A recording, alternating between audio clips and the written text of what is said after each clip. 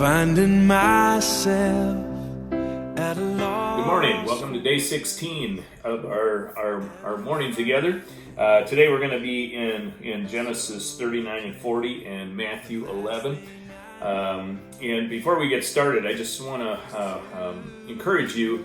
I'm seeing a lot of people that are watching the morning devotions, and I'm so grateful for that. And again, I pray that you're being blessed with that.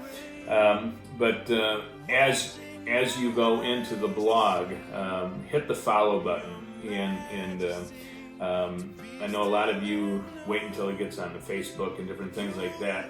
And so hit the follow button. And when it's posted, you will actually get a notification that you can go into it. So you don't have to wait till it gets on Facebook and different things, because I know yesterday it didn't post right away to the Facebook.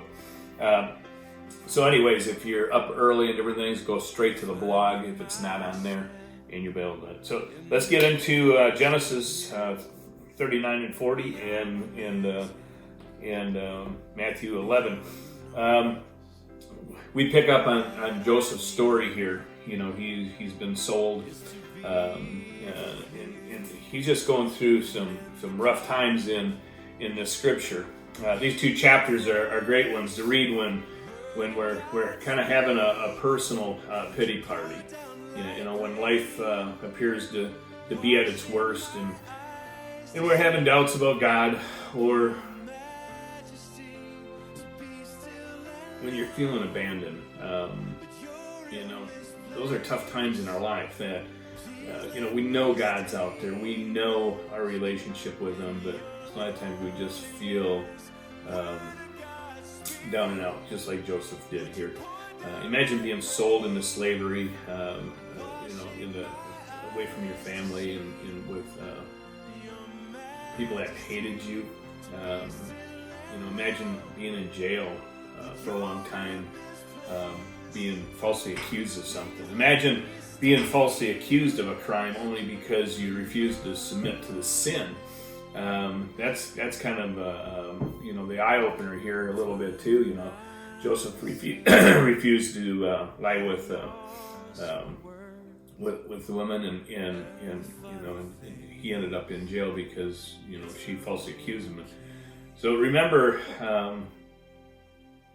many people live Joseph's life. It's a study of his character that we can have peace, though, and joy through our circumstances. So I just want to summarize chapter 39 again. It begins when Joseph, being left for dead by his siblings, he's sold into slavery. He lives for years in a household as a slave, and because of his good character, he's promoted to head of the household, and the wife of the boss thinks he's cute, so she seduces Joseph, but he refuses to submit to that, and she accuses him of rape. And because of his good character, he's promoted to the head of the household, and because of the wife, though, he's thrown in jail. But even there, he's lifted up. God's taking care of him. He's lifted up to be the head of the prison and the jailers. And then we see, you know, that, you know, there's the chief baker and the butler. They're in there, and they're trying to figure out a dream that they had. And Joseph interprets that dream, and he even asks, you know, the chief butler, you know, don't forget about me, you know, because you know, what I helped you with, you know, don't forget about me. And we see the first thing that the butler does when he's restored into the palace is he forgot about him. So, you know, those are things that kind of hit us. You know, we look at circumstances in our life, and we kind of adapt to them in how we do things. And as we float into Matthew 11, we see the same thing. John the Baptist is in jail, and, you know, he's wondering, you know, my goodness, you know, I've been out in the wilderness. I came and I'm proclaiming, you know, Jesus, you know, that I prepared the way of the Lord, and here I am sitting in jail. I'm being persecuted, and is this really the guy that was to come? And Jesus sends people to tell him, yes, I am the one. And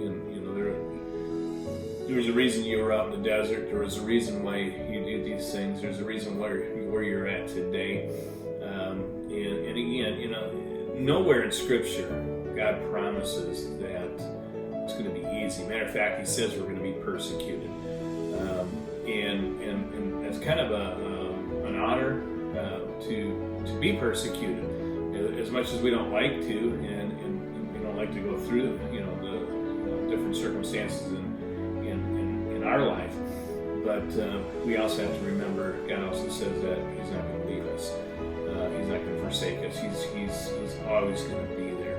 And for me, that's great comfort, just knowing that He's there. He says, put your burden on me. My yoke is light. I'll take care of it. Don't worry about it. You don't have to carry these things around. So just trust me. And again, the Old Testament, characters like Joseph gives us an example on how to deal with these things. I mean, he could have walked around moping and developing into a bitter person. But obviously he had a character about him, a positive character that lifted him up to be a head of a household, to be a head of the jailers. And as we go through his story now, we see how God has lifted him up and taken care of the things that he needs to take care of and restore him back to his glory. So God bless you all. You have a great day, and we'll see you in the morning.